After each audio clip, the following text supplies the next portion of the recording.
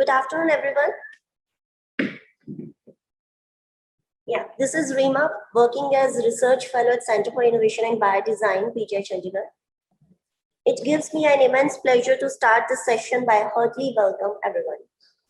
I heartily welcome our guest of honor, Dr. Anjali Agarwal, our speaker, Dr. Jagdish Chaturvedi, our principal investigator, Dr. Varinder Garg, our co-principal investigator, Dr. Harish, Professor Sakshi from UIT, Dr. Shivani from PGGC, and all the coordinators from our Brain Trust Institutes. Today, we have a session named Inventing Medical Devices, a Doctor's Personal Journey. This session will give you insights how an entrepreneur will give a realistic expectation to the time, money, coordination, and teamwork to develop a medical device in India. So before we start the session, I would like to play one video of CI Biology. Please have a look.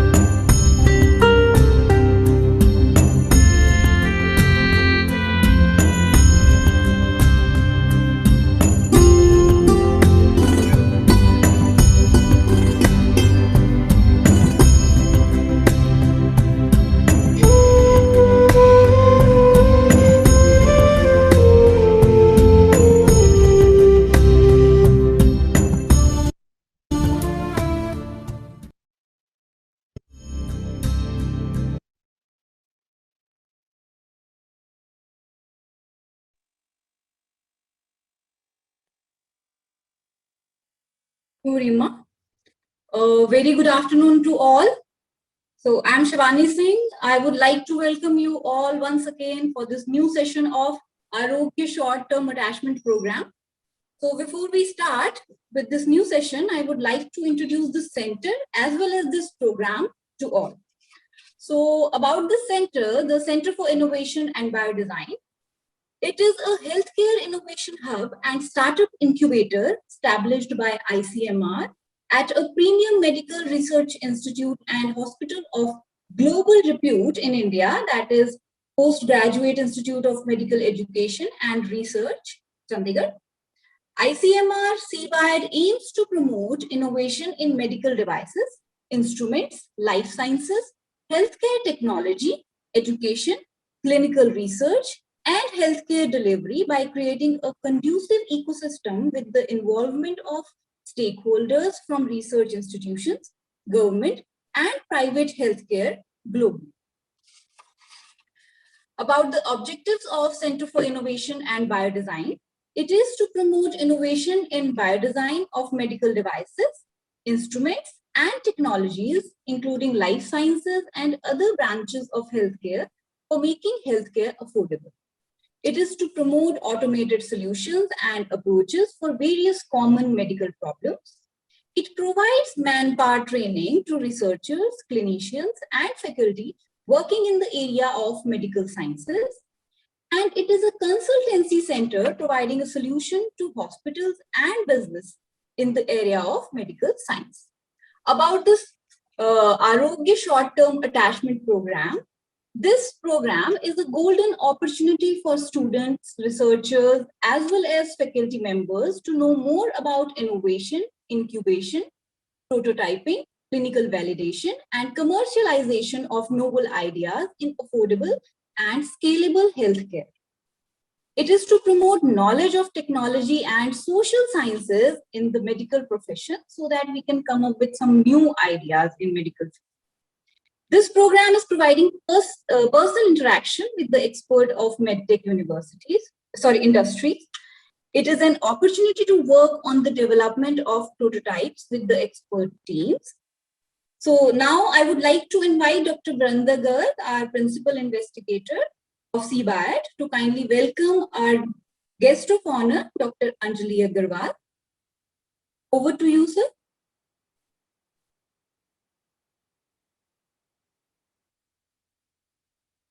Okay, I think due to some technical issue, sir is not available right now. So I will give a brief introductory about our guest of honor, Dr. Anjali Agarwal. Dr. Anjali Agarwal is a senior consultant radiologist at Teleradiology Solutions, where she heads the Delhi operations of the group. She graduated in medicine from All India Institute of Medical Science, New Delhi, followed by radiology, postgraduate training at AIIMS, and subsequently the Baylor College of Medicine, Houston, Texas. She is an American board certified radiologist and is actively involved with the American Society, European Society, and the Radiological Society. She is the founder member of the Society for Emergency Radiology in India, of which she is currently the General Secretary. Apart from being an outstanding clinician, Dr. Anjali is a highly regarded researcher as well as an eminent speaker in various radiology conferences. She has conducted and spoken at several international webinars on the subject of artificial intelligence in radiology as well as in imaging and COVID-19. So, Dr. Anjali, please accept this modest gift as a token of our sincere appreciation. Oh, thank you very much. Thank you very much for the kind introduction. I do see Dr. Vrinder online. Dr. Vrinder, good afternoon. It's a privilege to have you on our board today. Oh, the pleasure and privilege is entirely mine, to preside over today's session. And I would really like to extend a very warm thanks to you, Dr. Vrinder, for this very kind invitation, and the entire team at Center of Innovation and Biodesign for coordination and organization. Indeed, I think this is a great initiative, a very timely one indeed, Dr. Vrinder, which has been conceptualized by you and your team and the ICMR. And I guess, we all know that healthcare has somehow suffered, not only in our country, but worldwide, from inadequate staffing and inadequate resources. And we only have to rely on invention and innovation to narrow this wide gap between demand and supply. And when I think about invention and innovation, there are many ways of defining these. Uh, let's talk about invention. To my mind, it's creation of something new. Invention is a rare occurrence, whereas innovation is adapting an invention to solve the problem at hand. Maybe by using cheaper materials, changing the size of a particular device or a tool, or other minor modifications to make it suitable for a given practice setting or a patient population. And I saw many examples in the inaugural video that the center has designed, such as that mask that is an adaptation of the snorkeling masks, which I think is a great idea, and many others like the Namo Gamchan, etc. Um, Whereas, so that is innovation, where you are using cheaper materials, changing its size, and or so either you're changing it to suit a certain practice or patient population, or you're using the existent for something which is not its original intended use. Uh, when we talk about Jugaad, it's basically innovation. And usually we use it when, it is for something that's short term as a patch in a resource limited setting. But innovation, to my mind, is longer lasting, more universal, and scalable. So as from my experience and my interactions with physicians, scientists, engineers, I feel that by training, physicians tend to lag on the invention front. Our curriculum is so structured and so intense. I think that may be one of the contributing reasons. But we can be great innovators as we truly understand the exact need in healthcare. We understand the finer nuances in terms of a device with regards to end user and patient experience, and are probably best positioned to integrate such innovations in the real clinical practice.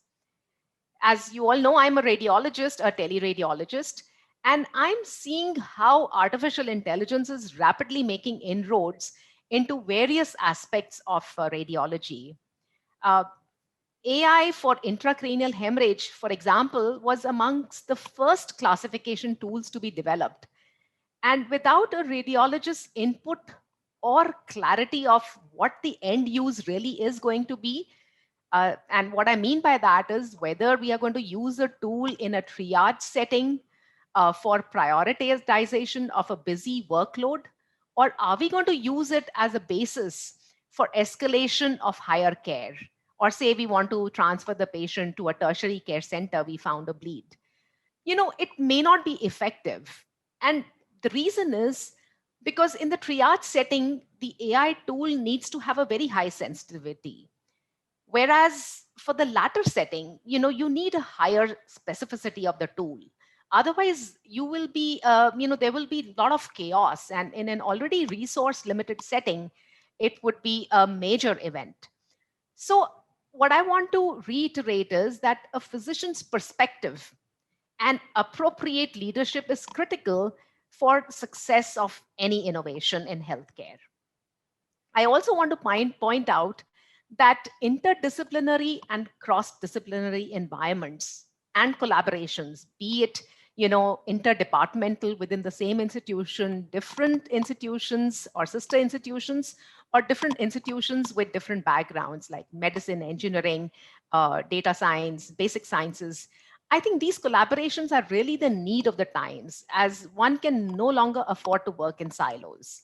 So you need a collegial team of healthcare personnel, scientists, engineers, and industry for any trailblazing ideas or innovations to reach fruition, with the doctor, of course, being in the driver's seat, since we are talking about healthcare. Now, having said that, I really look forward to hearing more from our invited speaker, Dr. Jagdish Chaturvedi, about his journey as he juggles between his traditional doctor responsibilities and invention and innovation. So thank you very much. And it's been a pleasure to be a part of this session. Thank you and welcome, Dr. Anjali. Thank you. Yes, sir. I will take this to introduce Dr. Jagdish Chaturvedi, who himself is an ENT surgeon, but doc come entrepreneur. Dr. Jagdish Chaturvedi is an ENT surgeon and also a medical device innovator, author, and a stand-up comedian too. And it's very difficult to find comedy in medical life. So he is able to do so. He is trained at St. John's Medical College and Hospital, Bangalore, and at Stanford, India, Biodesign Fellow, 2012. And he holds an MBA degree in entrepreneurship and hospital management also. Dr. Jagdish Chaturvedi is currently founder and director of HIIH Innovation Private Limited and a stand-up comedian popularized by his YouTube channel, Jagdish Chaturvedi. He is the author of the best-selling book on medical device innovation called Inventing Medical Devices, A Perspective from India, The Benefit of Failing Successfully, and 1 year stand-up comedy. So I welcome Dr. Jagdish Chaturvedi, and I hope that we all will be benefited from his experiences and his experiments in the field of innovation and entrepreneurship in healthcare. Welcome, Dr. Jagdish Chaturvedi. Thank you so much, Dr. Garg, and thank you so much, Dr. Anjali, and for everyone else who is present here, and for everyone who is organizing this. I echo Dr. Anjali when she says that this is a need of the hour, and it's a great initiative, and it's so nice to see biodesign, expanding to premier institutes across the country. So the agenda for today is I just have a story to share today. It's 1 out of 3 talks that I am, been requested to give. Today is just an initial journey of how I now end up in this profile, though it was not planned at all. But I think for all of you out there, it may make sense for you to just see naturally how, somebody's journey transforms when you come across a problem that you want to solve. But I wouldn't like to keep it too didactic. I'm usually, very interactive while keeping my talks. So though I have a small story to narrate, I would still encourage at any point of time, if you have any questions, you would like to interrupt me and have a deeper discussion about something else, happy to do that. And we'll keep this interactive, and that way I will also learn something. Otherwise I'll probably just come and share a story that I've already lived and won't learn anything new. But when people ask questions, I learn a lot about what they're thinking and what is the momentum, and I learn from that as well. So I encourage you. I have the chat window open right here in front of me. Anytime you have any question, however it is that you think, please put it down, and I'll be sure to address it. So with that, I'm just quickly sharing my screen. Give me a second. All right.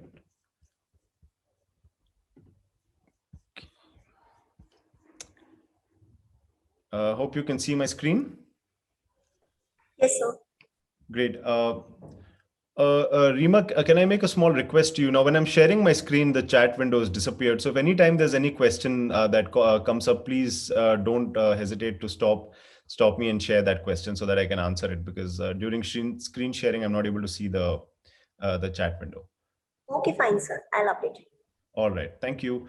All right, everyone. So this is my journey. I've already been so kindly introduced, so I won't spend more time on that. So I'm an ENT surgeon by training, but before doing ENT, just like every other doctor, spent a lot of time. Oh, I think I can pull out the chat window. 1 second. Yes, I have the chat window. No worries. Just like any other, doctor who goes through your 4.5, 5 years of training, and then you go into internship. I was actually a very good student. I loved studying, a lot, and some subjects of medicine I loved so much that I did it for many years. Some very fascinating subjects like biochemistry, physiology, I didn't feel to let go. So I did it for many years so that I could perfect, them. And then eventually when I got into my internship, it was the most exciting time for me. For a doctor, an internship is a time where you move from books to actually seeing patients yourself, in the hospital. And I was in the small town called Tumkuru. I don't know how many of you are from down south. It's about 70 kilometers away from Bangalore. It's a semi-urban place. And there's a government district hospital there where I was to do my 1 year of internship. And I was very excited. The reason why I was excited, because, so many years of studying and, learning all of this, you're always excited about your first, right? Your first is very important, right? So who's my first patient going to be? It's really, fantasizing and imagining how I'm going to treat this first patient of mine. Will it be an older person, or will it be a child, or will it be a man or a woman, and what disease would they come with? And how I'm going to ask questions like Sherlock Holmes. Just think about all the possible ways to crack that the problem, and then advise the right amount of investigations so that I can confirm that diagnosis, give the right amount of treatment with tender love and care, and treat patients. That's that passion, right? I was ready to do it. And when I went to the district hospital in the morning, I was actually asked to come from the back door. And there's a very worried compounder. He was just asking me, "Sir, did you have your breakfast? You have eaten, right?" I was like, "Yeah, I've eaten." "Okay, you're ready, no?" I'm like, "Yeah, I'm ready." So he brings me in from the back door, and then I go into one chamber where there's this, table and chair just for me. There's prescription pads and all of that. And I can see, two doors on the other side of the room. And I was like, "Okay, when are patients going to come? Who's the first appointment?" He starts giggling, "Appointment." And then he says, "Are you ready?" I'm like, "Yeah, I'm ready." And then he goes, runs towards the doors, opens them, and just disappears because this is what happens right after that. About, I don't know, 40, 50, 60 patients, I guess, just ran into the room. They were probably waiting there for the last 1 hour in this government hospital, waiting for the doors to open. I sat at my desk, and my first question is like, who came in first? Like, who's my first patient that I should, picture and remember to tell my kids that, this is how my first patient. There's so many people who came together inside and like, "Sir, BP dekho, sir, BP, sir, sugar dekho, sir, BP, sir, ye to sar mein dard ho raha, sir." And suddenly I went from all that thing that I was thinking of doing meticulously, went to just doing damage control. If someone says fever, I'm like, paracetamol. If someone says, I'm having pain, then some painkiller. I'm looking at all the medical, those medical reps that stuck up, a lot of medications, and seeing that if I could not understand what their diagnosis was, I send them for an investigation so I can, decongest the room, figure it out. And that's when I, first realized that, this is how it is. Healthcare practice is very different from the way we imagine, patients when they come, right? And so many patients, I probably spend 1 or 2 minutes maximum, I think 5 minutes with some patient. If I would spend more time, others would get agitated, angry, make remarks, see us quickly, we are more serious and all of that. And there's just no way managing this. And that's when, I started thinking, why is this situation there? We have one doctor, as per the, doctor patient ratio. I think we have about one doctor per 1700, people in India. That's not bad, because World Health Organization, recommends 1:1000. We're not very far off. But what happens is most of the doctors are concentrated in these metropolitan cities. Many of them even go abroad for further education or better career prospects. But the moment you start moving towards the peripheries of India, especially in the public sector, like these tertiary hospitals and general hospitals, your doctors to patient ratio is probably 10 or 20 folds higher, right? And all of these people require a lot of care, a lot of time to be spent for the diagnosis, but absolutely not possible most of the times, looking at the volumes at which they come, right? And at times like these, you think that there's so many things that you can solve for, but you just don't have time. You're just burdened with patients over patients. Even now during this COVID time, whenever we are on COVID duty or at the hospital, just burdened patient after patient, right? You see so many problems, you just don't have a mechanism or a way to solve them, right? And when I went into my post-graduation training, things didn't change too much. In addition to, I worked at a charitable hospital, St. John's is known to have a very high volume of patients, hundreds of patients every day. But in addition to that, now surgeries, and then you have to do your, rounds, and then you have got to do your research and thesis paper presentations and all of these things. It used to be extremely difficult. Even though I used to identify a lot of issues to solve, could never, come up with a way to do it. There's just no time to do that. But some places I used to get some free, air to breathe. We used to be sent to some rural postings. We used to be sent to small community centers, because St. John's has a huge periphery of community centers that tied up with PHCs. We used to go to this village called Anekal, which is again, further from Bangalore. And I was examining some patients, throats. And this is not too many years back, I think just about 12 or 13 years ago. Even, and I think even today, the way we examine people's throats is still very rudimentary. Like, you basically make the patient sit in front of you, and you ask the patient to say ah, and the moment the patient says ah, you say Zuba Kesari, Dane Dane Mein Kesar Ka Dam, and sometimes it's Manik Chand or something, a nice whiff of that comes, and you have to hold the tongue. If you're lucky, you have a gloves, otherwise with bare hands. And then you take this mirror, it's a slender mirror. It's just like a spoon, but instead of a spoon, there's a tiny mirror on the other side, right? And you have to put this mirror all the way at the back of the throat till the patient starts gagging, and if that's not enough, you have a bullseye lamp. You put up this lamp, you must have seen in all these movies, these ENTs have one circular thing over here that reflects light from a bull's lamp. Through this reflection of light, you have to reflect the light from that mirror to see what's 90-degree down into the vocal cords and voice box, to pick up, some lesions. And honestly, I could never understand how to make anything out of that mirror, because it's fogging, and then sometimes my hand comes in the middle, and I'm not able to see what's there. And even if I would, like, it's easier to see the moon in Karwa Chauth than to see the vocal cords, through those mirrors. And even if I would see something, I would, like, my heart would skip a beat. It's like, dig gaya, it's like that.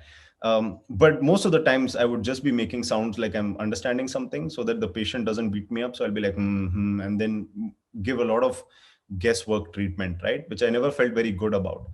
But I used to come with my seniors, right? And seniors have this habit of, kind of ragging juniors a bit. So the way my seniors would do is, when they are examining the throat, they know I struggle with it, right? So they say, Jagdish, come here and tell me the findings of this patient. Then again, hold the tongue, put the mirror, bullseye lamp. And I couldn't make out anything. But my friends had taught me, Jagdish, if your seniors ask you something, just give the safest answer. So I told, sir, this findings are normal, because most of the times people are normal only, or nature takes care of it and they eventually improve. And my seniors, like, thank God, Jagdish, you could make out something. I could not make out anything myself. And that is the first time fear struck me, because, me and my seniors, we get up in the morning, get dressed, travel all this way to this rural place, and we are playing with these mirrors. And most of the times we can't really make out anything, and we're just guessing our treatment. And that could be very dangerous, right? Because these are daily wagers. There are, farmers. Many times there is smoking a lot of BDs. And there's a very high prevalence of, chewing gutka and all of those things. So early signs of cancer are not quite uncommon, to pick from these areas. And I used to have sleepless nights. I used to think, am I just, not examining in the right way? And if somebody has some early sign of cancer and, that person's going unnoticed, it could cost someone's life, right? So I did the unthinkable one day. I went to my boss and confronted him about, this issue. And his name is Dr. Ravi Nair, and like every boss, he's a very angry person, known to shout and scream all the time. And at the end of the OPD is the worst time. You go to someone and ask them. And I'd seen Swadesh movie that time, and Swadesh had released, and Desh ke liye kuch karna hai, that thing had happened. And plus I think must be the effect of all those Zuba Kesari and all of that. So I went to Dr. Ravi Nair. I have his permission to share this story, by the way. I went to Dr. Ravi Nair and I told him, sir, we go to these rural areas. We're struggling with these mirrors. We're not able to see the vocal cords. We don't know if it's some early, cancer lesion or something like that. But if you hear in this hospital, we have this, flat screen TV, 3-chip camera, halogen light. But by the time a patient reaches this kind of a big tertiary hospital in a city like this, you can see the cancer from outside, with secondaries in the, lymph nodes and all of that. We need something like this, with high magnification, great quality and visualization in these rural areas, where we can see these early lesions rather than looking through the reflection of some foggy mirror, and Dr. Ravina listens to me the whole time. And while after I finish talking to him, he looks down like this, and it's a true story. He looks up and he tells me, Jagdish तू भौंकने वाला कुत्ता है कि काटने वाला कुत्ता है? So it's like an out of syllabus question. This is my thesis guide. And I started thinking of the answer of this. I was like, bhokne wala kutta is never good. Katne wala kutta is, like that, because bhokne wala kutta, a lot of people, give bad words also, like that. So I told sir, मैं काटने वाला कुत्ता हूँ. So he says, तो अभी भौंक क्यों रहा है फिर? Why are you barking? This is not here, there, this is not there. I'm sitting at the end of the OPD and you're coming and just telling me all of this. I'm sorting so many other issues within the department and so many other problems. And you're saying that, yeah, camera, ye wala camera, wahan le jao, wo wala camera, yahan le jao. Yeah, you want to do something about it, you do something about it. Why are you coming and barking at it, to me? You do something about it. Don't come to me with these problems. Just if you have a solution, you come to me with the solution. I was like, but I was, second year PG, hardly earning some money. I was like, so what can I do about it? But I had an idea, and this is what happens most of the times, like Dr. Anjali was also mentioning, doctors understand the gaps because you're there, right? You're facing it every day. You're in the middle of that doctor-patient interaction. And I had an idea. I was like, why do we have to rely on mirrors? Those days, I mean, mobile phones were just, they were very rudimentary at that point of time, not to the level of technology that they are today. But those days, we used to have these handheld digital cameras, this Sony Kodak pixel cameras. I was thinking, why can't I just, as an ENT, we already have endoscopes. Why don't I take a 90-degree endoscope and figure out a way to attach it to this camera? Camera is already there. It's a good high resolution camera. Take this endoscope and figure out a way to put the light source, and should be a way to do it. So what I did is, whatever savings I had, I took a went to my parents, and see, generally in India, you're blessed to have parents. And whenever you want some money, if you figure out the way to wiggle your lower chin in the right frequency that wiggles their heart, they will usually give money. So I went to my papa. I was like, Papa, project hai, thoda sa paisa de do. And he gave me some money, and I hired a mechanical engineer, and I asked them to couple this thing, the endoscopic camera, with this with the camera screen and the endoscope, and figure out the light source. And and I was amazed. Actually, I was amazed with the with the response that I was getting, because first time I could actually see the vocal cords very frequently. But most importantly, it was portable. Like, I could take this camera, attach that with a mechanical coupler to the endoscope, and I could see the vocal cords, record that video, and show the patient that this is the finding. And what I saw was remarkable in terms of their compliance only changed, their seriousness towards their illness changed. Because most of these early signs of anything dangerous also will present with some amount of irritation in the throat, voice change, some sore throat, nothing scary, right? But when you see the actual image of the vocal cords and you show it to the patient and they see a white patch, they will ask, what is this? And they say, this is leukoplakia. It's a precancerous lesion, So then they start getting a bit worried, and then they come more frequently for follow-ups. There's many of them quit smoking. Many of them started adhering to a lot of these, vitamin replacements and all of that, because they wanted what they saw to go away. They may not trust doctors, but they will trust what they see. And I think that behavioral change, I think, was very eye-opening, for me. And I started using this in my rural postings, and a lot of my seniors also started using it, and a lot of patients started following up also much better, coming and asking, sir, bas wo camera kar do, we don't care what you say, but show us, last time there was that redness, last time there was this swelling, has it gone or not? And that's when I went to Dr. Ravi Nair, this time with this attachment of this thing, and told Dr. Ravi Nair, kata laga. I finally made a bite, and he looked at this, and then he said something very interesting. He said, Jagdish, normally I give these advice to so many of my PGs. Nobody does anything about it. And I would, if you also wouldn't have done it, I would have forgiven you. but now I won't forgive you. I was like, why? So because now you're on to something. You figured out a way to make something large and expensive, very inexpensive and portable, and that can have a lot of benefits to patients in the periphery. So now I want you to take this product all the way to market, commercialize it so that everyone benefits. And I was like, sir, I'm just a PG student, sir, come here to become an ENT surgeon. And I was just struggling with something. So I fixed it. And, I can make one or two more of these. I know the mechanical engineer who can do it. And I'll give you one and I'll give one to the department and we can all live happily ever after. It's like, no, no, no. This is just a prototype, Jagdish. This can break. We don't know how long it will work. We don't know if this will give a shock or something, or, you want you to make a proper product. But sir, how do I make a proper product? It's like, I've heard that, if you form a company and then get some money or get incubated, you can actually develop this in a way that, you can give 1,000, 10,000 units to other doctors also, rather than just fixing up this, with one single mechanical engineer. So it's like, okay, I need to form a company. He's like, yeah, what do I need for that? He says, you need to find a co-founder first. That's the first thing. It's like another human being.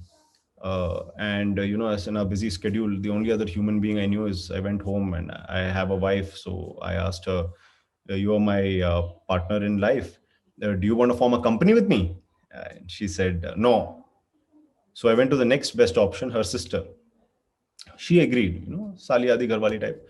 She was a aeronautical engineer, but she understood engineering and all of that. And her husband was her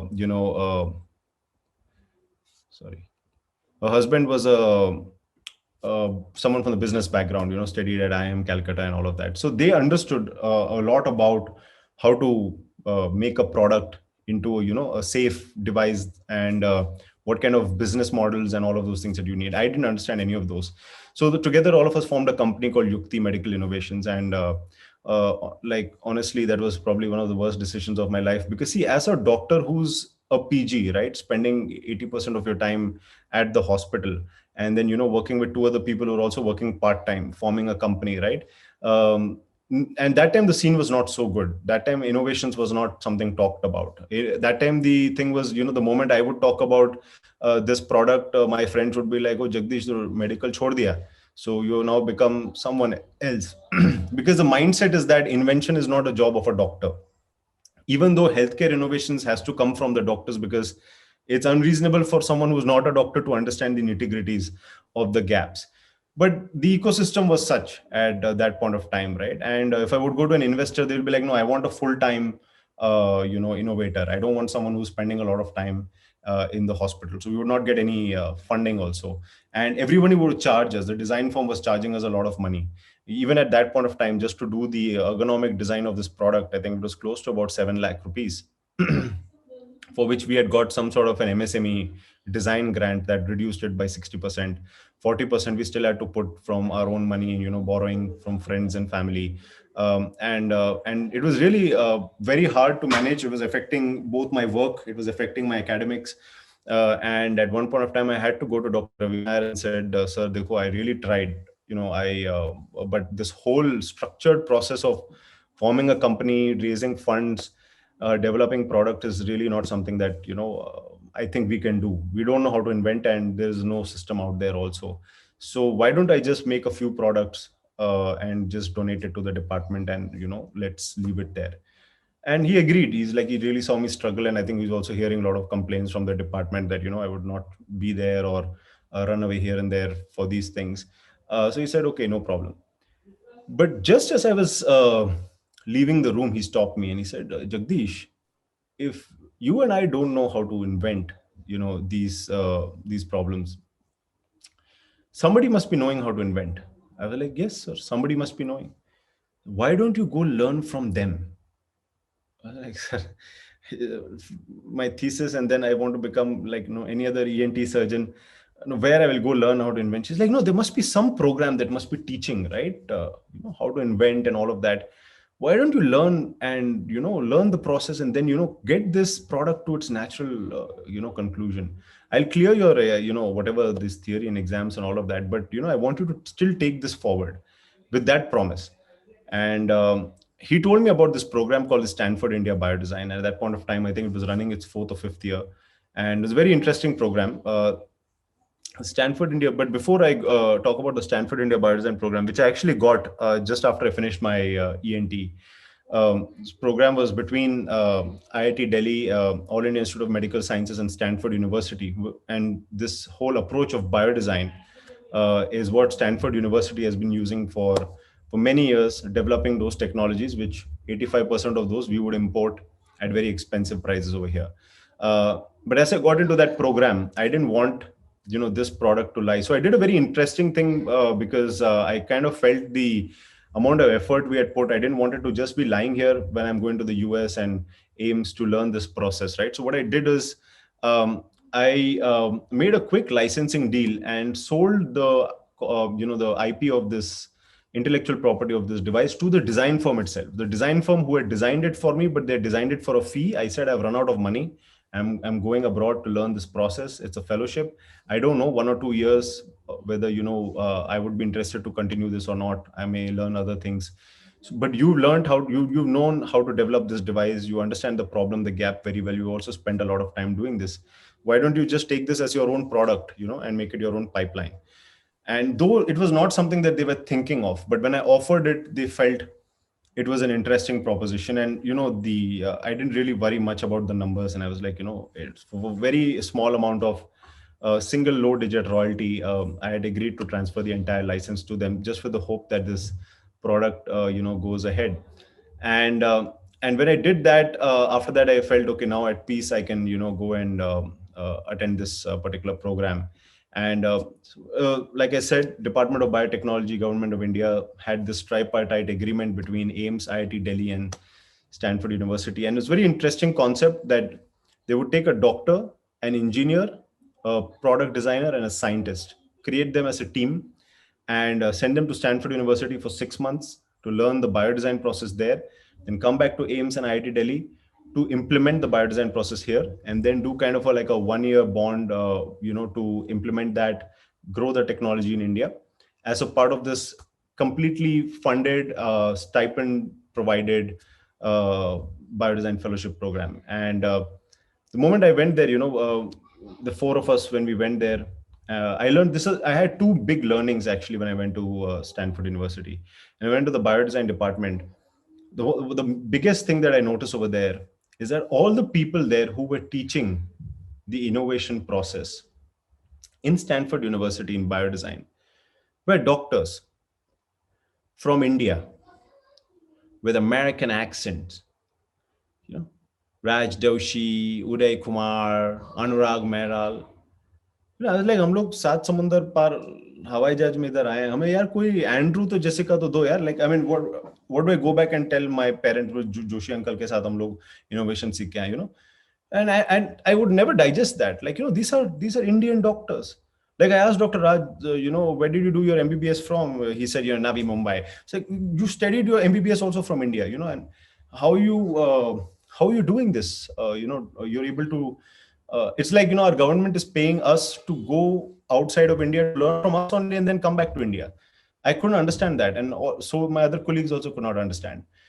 So I asked Dr. Raj, why is it that you guys are able to teach, innovations and we are not? And, Dr. Raj was like, see, after my MBBS, I was doing mechanical engineering because I liked, the mechanics. And then I thought I want real life mechanics. So I became a cardiologist. I'm like, you became a cardiologist? Like, after mechanical engineering, like all of that was just mind boggling.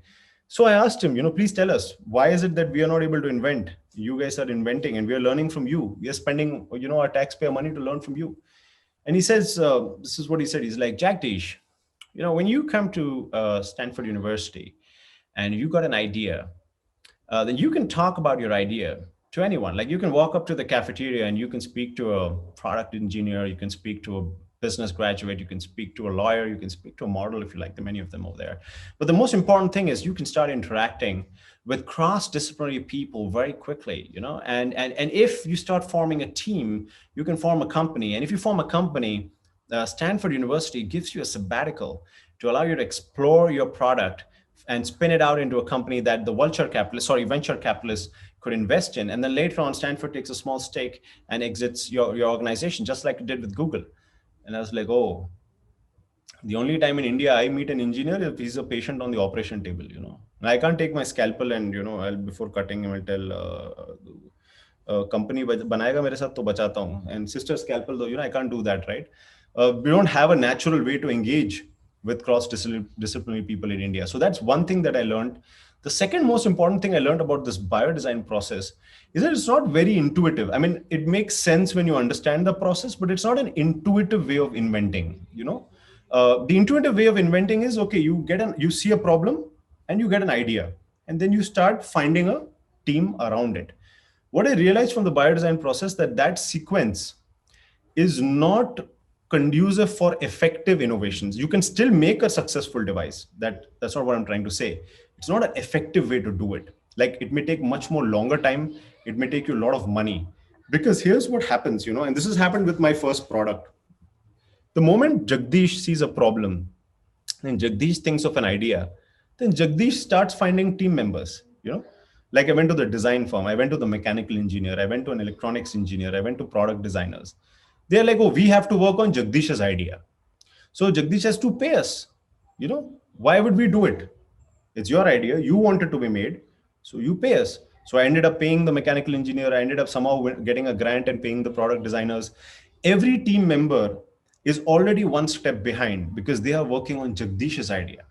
You know, the people who I made the company with are helping Jagdish because they're relatives or they're friends, you know. So that entire equation, the way it starts, is designed to make the entrepreneur struggle, you know, constantly find the team, then find the people, then find money, and then do it. And then that one person has to take his or her idea all the way.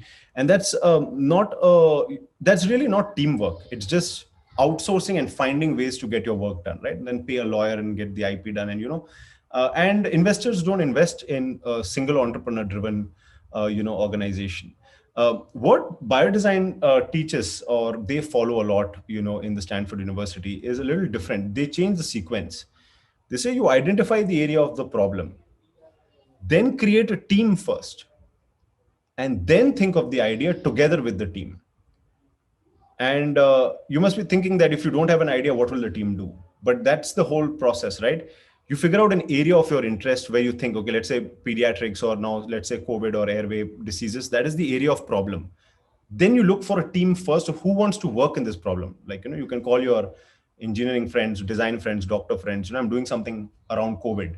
Not exactly what the solution is. Yeah, I got a very nice mask idea. Not like that. Something in COVID space we want to do. I want to create a team so that we can identify the problem and solve it.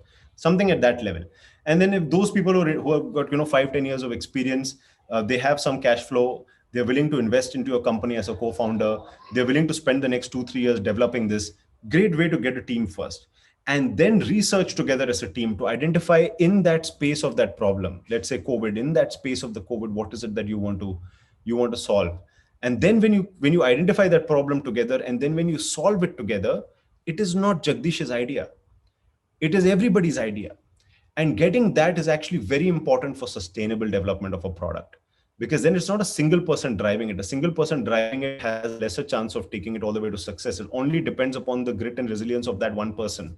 But if you have 4 people who have equal ownership in the entire process, they found out the problem together, they found out the idea together, and now they want to develop this company together, they want to take this product all the way to the market together, it actually becomes less risky, because even if 1 or 2 people for unfortunate conditions fall out, you still have 2 people who can drive the company, drive the product development. Because an idea, however great it is not going to become something on its own.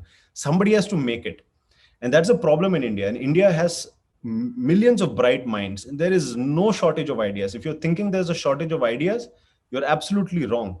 There is immense potential of brilliant ideas. The problem is people with these brilliant ideas have no clue how to bring it to the patient in a manner that it reaches them. You know, they can do it in their hospital, they can do it in their vicinity areas. That's it. It never scales to millions. It never reaches, like, it not come through a distributor, it won't come through a purchase department in the hospital. So in India has a very unique problem that getting from the idea to manufacturing, commercialization, sales is the difficult part. The ideation is not the difficult part. Whereas in most of these developed countries, they've already developed so many technologies, and most of them are insurance reimbursed. They don't have ideas of new technologies to make, right? Here it's a completely different problem, and I get calls almost every day on a daily basis. I have a great idea, please make it for me. I have a great idea, please make it for me. I was like, sir, मैं कैसे बनाऊंगा sir? मैं like हम लोग हर इंसान के idea में पैसे डालते रहेंगे, it will never sustain. We will all sink together. And that is why this sequence is extremely important. If that's one takeaway that you can take from this session, is team first, identification of the problem with the team, ideation with the team, and then you start having a structure which is industry acceptable, for grants, for funding, for private investment. Then you have a cross-disciplinary team. Then if you already have an engineer and designer in your team, you don't have to go to external engineer designers, right? And even if you have to go, at least you have a core expert person who can coordinate and know that, this is the right thing. As a doctor, you get the knowledge across to everyone. So they are also quite, grounded to the actual clinical realities and problems. So that cross-disciplinary team before ideation is that one takeaway that I learned from this process. And cross-disciplinary team and this sequence. Like this, chronology, samjhi, very important. So the moment I understood that, this is how they're able to do successful innovations, because they have that team creation. I came back to India and I started kind of replicating that model. So one of the things that I did is, first, I figured out a big fundamental flaw in that ENT device that I had made. Because when I came back, the designers were all very upset. Like, you cheated us, you sold us an idea that, it's a useless product. No, we tried to pitch it to so many places. Nobody wanted to take it. And I started, once I came through this biodesign process where, they identify the problem, by this cross-disciplinary team spends 2 to 3 months in the hospital. Like I as a doctor was asked to spend 2 months in gastroenterology, just observing every day, observe procedures, observe colonoscopies, observe this product, observe that surgery, observe this, just observing, documenting things that are going wrong, and not alone, with the team. It's not like I'm saying, tu idhar ja, you idhar ja, main udhar ja, hum zyada needs layenge. Nahin. All 4 together with the different pair of expertise and eyes. When you see the same problem, you each perceive it differently and identify problems and the gaps differently. You start coming up with more valid solutions. And typically in this end of 2 months clinical immersion, you can come up with 300, 400 problems. And then we do a very strategic scoring system, scoring based on market size and prevalence and incidence and competition and technology and clinical trials, regulatory, all of that. You give it a scoring so that the most, the need that needs to be solved the most, it's like a triaging system, and it has the highest chance of success is the one that comes to the top. And then we start solving for it. So because I've gone through this validation process, I did a quick validation of my own product and realized I was fundamentally very flawed in my innovation process. And here's what it is. Now, when I tell it to you, you'll also realize it. It's like, guys, I made an endoscopy-based portable camera device for rural India. Think about it. What are the kind of doctors that you will find in rural India? Are you going to find ENT doctors who are experts in endoscopy? No, endoscopy is an acquired skill. It takes a different kind of training to be comfortable with putting a laryngoscope or a nasal endoscope or an otoendoscope inside somebody's body, right? General physicians, MBBS doctors, alternate physician doctors are not skilled. They don't have that kind of training, right? They can do a lot of basic things. They can't do skilled endoscopy. And that was the biggest fundamental flaw. So we actually then reinvented the technology and brought the skill level down to a 7 standard pass health worker, who could then take this device without any risk of damage, can examine the ear, nose, and throat, record the images that could be then sent. Yes? Manoj ji, एक वो जेड़ा मैं ਤੁਹਾਨੂੰ ਹਾਂਜੀ ਉਹ ਨਾ मनोज जी ਉਹ ਕਰਵਾਣਾ ਹੈ ਜ਼ਰੂਰ shift. Dr. Vrinder, you are unmuted. Dr. Vrinder, you are unmuted. Dr. Vrinder, you got unmuted. Okay. So once by understanding this whole thing that, this, and most of the times when doctors think of ideas, we don't think of the user's skill. We don't always think about the maintenance requirement. We don't think about the resources and all of that. We just think clinically. I'm like, I can't see the vocal cord with the mirror. Why don't I make it camera based? It makes sense. I have an endoscope. So all of that. But an ENT doctor is like, in the city, he's like, I already have invested in an endoscopy system. This portable system is just an extra thing. It's not high value add. But in a rural place where patients have to travel many kilometers, to come to a large hospital, someone like a health worker can easily do quick screening. And the moment we redesigned this device like this and got featured in some publications, a large medical device company called Medtronic bought this technology out as a sub-licensing deal from the design firm.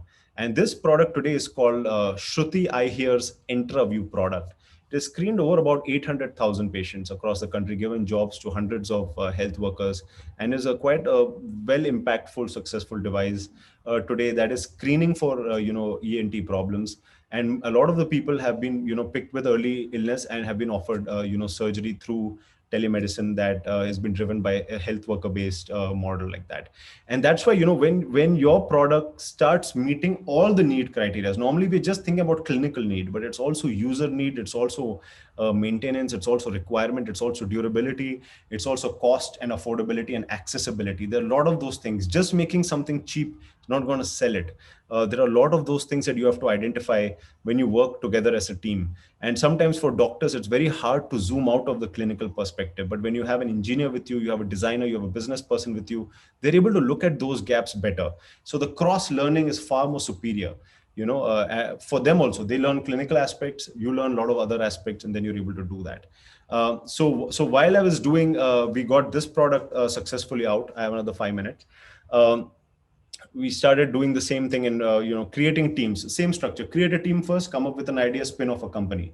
We developed this liver biopsy device, which is an endoscopy, ultrasound based liver biopsy device that does not cause bleeding of the liver at all, while you take the biopsy. This is Parasafe, is a device that you can remove fluids from the abdomen in ascites, but without causing damage to the organs below. And then I ran the Stanford India Biodesign program as an internship with Dr. Balram Bhargava as my mentor over there. Kept doing the same thing. Ran an internship program, created a team of engineer doctor designers, and spun off companies. ThoraShield got licensed out. It's a pleural synthesis device. AccuFeed is a device that makes accurate feeding tube that doesn't go inside the windpipe, just goes inside the stomach and stuff like that, right? Came back to Bangalore, exited from this program and did the same thing, spun off companies by making teams. And all these 4 products today are commercially successful. Sinocare is a balloon sinoplasty device. I actively use this in my clinical practice today. Nosino is a nasal foreign body device where children put things inside the nose, but they're at a place where ENTs are not there, but now general physicians can easily pull it out. VapCare and SaaS devices, both that are helping in the COVID situation. VapCare is a device that prevents a pneumonia because of the ventilator. And SaaS is a device that keeps the airway of babies when they have respiratory distress open while they're being transported. So as you can see, these needs are very well defined and the products are solving very precise solutions. They all have a team ready. They all have a doctor in their team. They all are funded and they all have technologies that have gone through rigor, CE approval, DCGI approvals and the entire clinical trial process. And these are products that are commercially available because they've gone through that structure. None of these have one guy with an idea trying to struggle to get a team across them, because that we've seen very few people to be successful in that model. But when we do this, the replicability is extremely high. So I've been involved with 18 medical devices. I've commercialized over 9 now. Others are either failed or in limbo. And the reason why they're failed or in limbo is because the team's disintegrated. So a team is very, very critical in this process of medtech. Started teaching this program. It's been now 12 years since we've been teaching innovations in various forms, workshops, talks, fellowships, and all of those kind of things. While doing all this teaching, one day Dr. Ravi Nair called me to give a talk for doctors at a cancer hospital.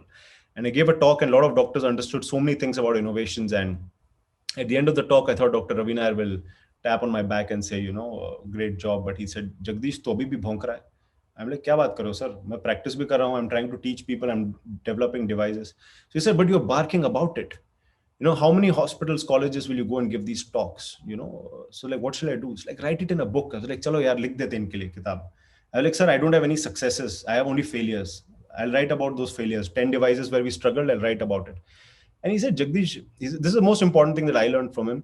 He said, Jagdish, don't wait for success to come before you start talking about it. Because by the time one is considered successful, it may be so late that if you start talking about it, you're not even relevant to people who are in that process. But when you talk about failures and write about failures, someone who's already in that phase may learn from it. You can save their time and money, or they may at least seek help when they need to seek help. So you have a truckload of failures. Why don't you write about the failures? So I wrote this book called Inventing Medical Devices, A Perspective from India, 10 case studies of how we messed up this innovation process. And I wrote it primarily for Dr. Ravi Nair, and I gave him a copy and all of that. But then I didn't realize a lot of people would read it because this was the only book on inventing medical devices at that point of time. So it became a bestseller in that category on Amazon very quickly. And people started writing to me saying, "यार इसमें spelling mistakes बहुत है, इसका formatting अच्छा नहीं है." I was like, "यार मुझे नहीं पता तुम लोग पढ़ोगे उसको, मैं एक इंसान के लिए लिखा है." And then I recalled all the copies and then took it out in a nice, good-looking book. And now was the third edition of this floating around, and this is me with Dr. Ravi Nair developing the book, and then realized failure has a great business. So I wrote 2 more books on failures, but I won't spend time on that.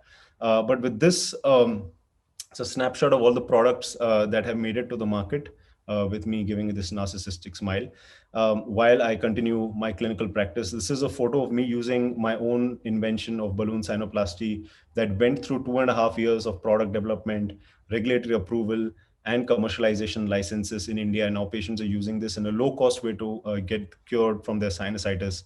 And I'm happy to be through that entire cycle because of a process that we follow. Normally, it would take 8-10 years to develop a medical device. We have consistently been able to do this in a span of 24 months. I also do stand-up comedy, though that we can keep that as a separate topic, but mixing both of them, there's a web series that the same journey that I've told you, you can watch it with actors like Renuka Shane, Parikshit Shani, and Kurush Debu from Munna by MBBS. It's streaming on Amazon Prime, US and UK, but for India, it's on YouTube free of cost. So you can go to YouTube and look for Starting Troubles on a channel called Buddy Bits, and you can re-experience this whole journey visually. And right now, while I continue my practice, my platform, Hi, HIIIH, basically does team finding with the biggest gap. When somebody has an idea, how do you find the right person? So it's like a database, but it's a speed dating platform for a doctor to find engineers, designers, scientists, and vice versa in their own localities. And you can find your right team partner and you can connect with them. It's absolutely free of cost. The way we sustain as a business model is that we have a set of services. Now we have a team of 229 consultants who have been spending time for 12 years in the Indian medtech ecosystem. We can do anything from validation of an idea to commercialization sales. So if you want to outsource specific parts of the development to experts like us, that is where for a fee we do it. But most of the other things like finding a team, attending talks, knowledge about innovations, watching the web series, all of that is free on Hi, and you can download this app from Google or Play Store.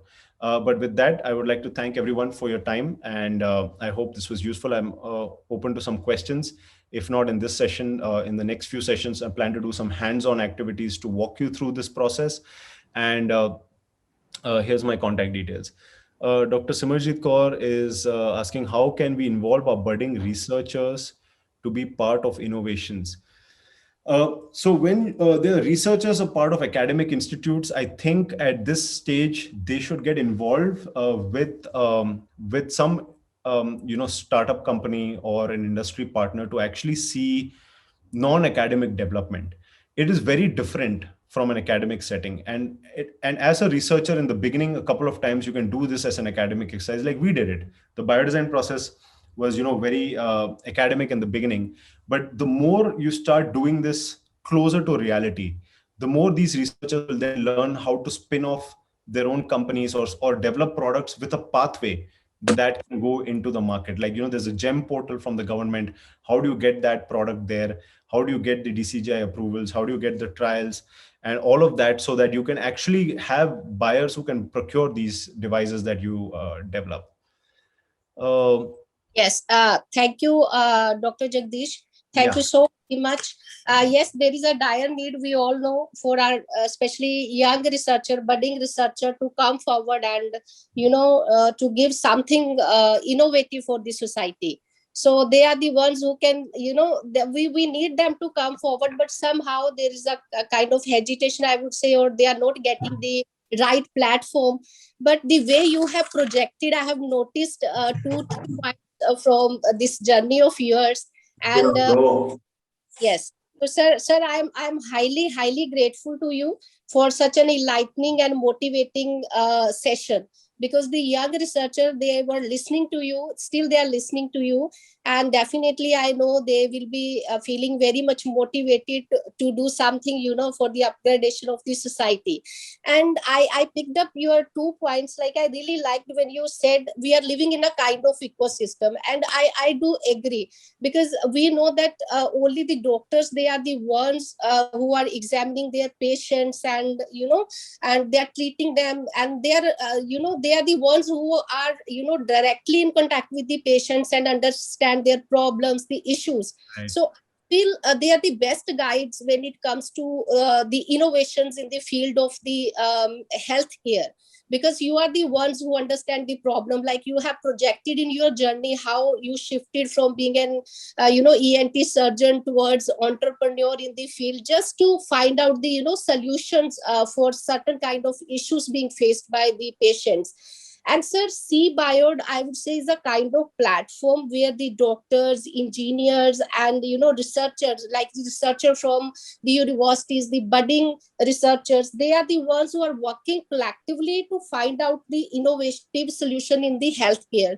So we are really, really grateful to, on behalf of our universities or the institutes, to the CBIOD, to the people like you who are, the legend in their own field and serving our, society, and setting an example for our young researcher. So I really, really enjoyed your journey, and it was actually quite motivating for me also.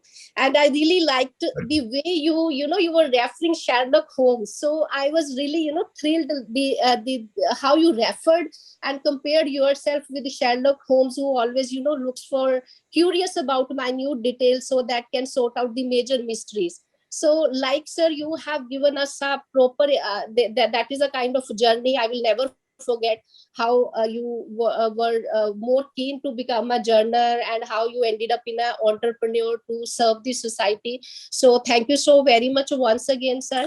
And I know, and I really hope, like the young researcher listening to you right now, they will be thrilled to the way you, to understand your journey, the way you have projected yourself. So many congratulations to you and to the CBIOD. Thank you very much, sir. Thank you. Thank you.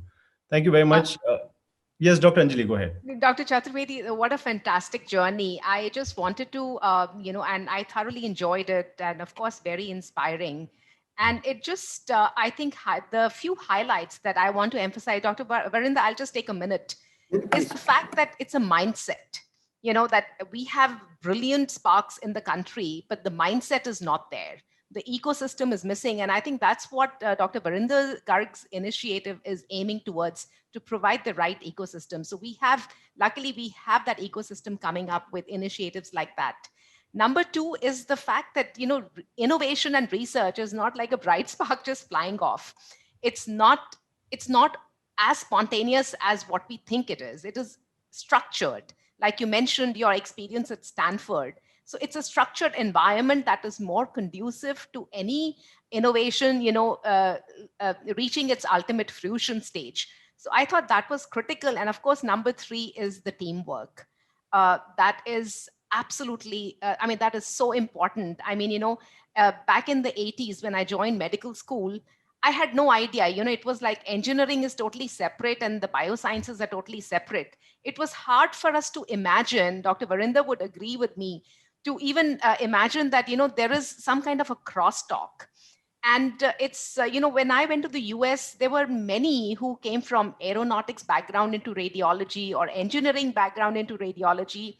So such diverse backgrounds, I think, added so much diversity and so much vibrance to training programs, which I think is something for the academia to think about in our country, as to how they can bring in, multidisciplinary training in standard curricula, be it medicine or engineering. I know that IIT Kharagpur has come up with their, medicine program. So, and I think more institutes are following the same. So hopefully the medical institutions will also be open to those kind of curricula. So thank you very much. I thoroughly enjoyed your journey. Thank you. Dr. Anjali, it's your time only, being the president of today's session. So we are expecting more from your side. And you are absolutely right. I'm in complete agreement with you that all our newer modalities all our newer sequences, they are invented by those people who don't even know the art of anatomy and the physiology and medicine. So it's the art of the fusion of, as Dr. Jagdish Chaturvedi rightly said, it's the art of the making team, and it's the involvement of the other people at the right time. They should be the part of the idea. They should not be lagging behind you. They will never give their 100% if they are not part of the original idea. So today's discourse, both of you, were very informative for all of us, and it will help us here in CBAD to improve our working, and it will be also enlightening session for all our associates, faculty and students. Thank you. Over back to Rima to continue. Yeah. First of all, I would like to thank Dr. Jagdish Chaturvedi for sharing such a beautiful presentation. And the overall session is very interesting. Thank you so much, sir, for sharing your time with us. Thank you. Now, I would like to invite Dr. Sakshi to please take over the session. Thank you, Rima. Rima, we would like to present a virtual token of thanks to Dr. Jagdish too. Can you share that screen, please?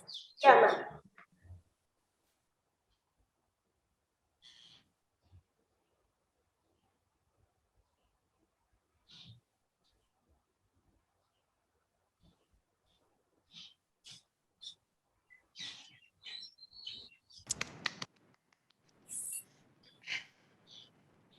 So this is for you on behalf of CI BioD.